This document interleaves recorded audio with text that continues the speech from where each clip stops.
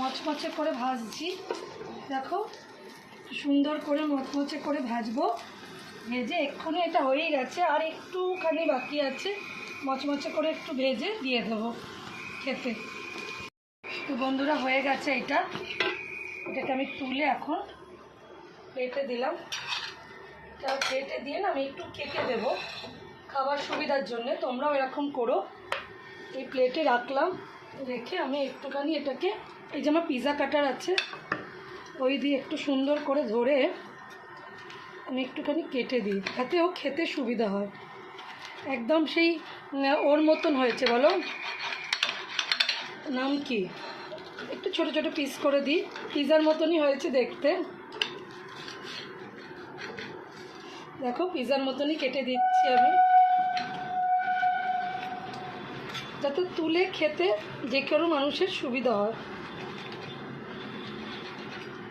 Piece piece করে দিয়েছি, দেখো পিসগুলো কেমন খুলে খুলে আসছে, দেখো একদম ঠিক মোগলাইয়ের মতন। তো এর মধ্যে আমি দেব একটু দই, এই দইটা নুন আর একটুখানি মিষ্টি গুঁড়ো লঙ্কা দিয়ে রেখেছি। ধনে পাতার চাটনি ছিল, এটাকে এবার একটু কাজে লাগাই,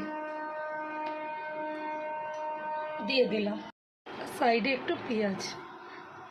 এই হলো আজকে সকালে আমাদের ব্রেকফাস্ট।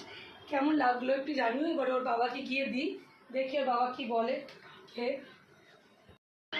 এই যে এলাম, একটু আলোটা তো এখানে খুলে রাখতে পারো, দরজা এখন তো এসি চালাও, এই দরজাটা তো খুলে রাখতে পারো। কেটে দিলাম না, চিকেন নেই, নর্মালি হয়নি, দেবো কি করে, খেয়ে দেখো। আলুর পাউডার পুরটা দেখাও একটু বন্ধুদের। এইটা তোলো না, ছোটো পিসটা তোলো না, এই দেখো এই ছোটো পিসটা তোলো, এই দেখো পুরটা দেখো শুধু। বিভৎস গরম, নামিয়ে দিলাম তো, দই দিয়ে বলো তো এবার কি আছে এর মধ্যে, কেমন আছে। এর মধ্যে স্পেশাল ইনগ্রিডিয়েন্টস দুটো আছে, কি বলো তো। বন্ধুরা জানে, বন্ধুরা কুকিংটা দেখেছে তাই।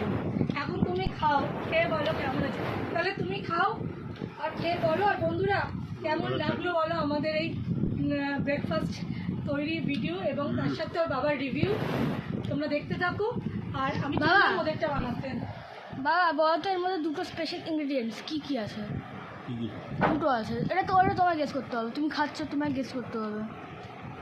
বুঝতে পারছি না, আমি তো দইটা তুমি নর্মাল আবার খেয়ে রাখো, তাহলে বুঝতে পারবে কী আছে ওটা। ধনেপাতার চাটনিটা দাও। হ্যাঁ ধনে পাতা চাটনি তো ঠিকই আছে, কিন্তু দুটো স্পেশাল ইনগ্রিডিয়েন্টস আছে, বলে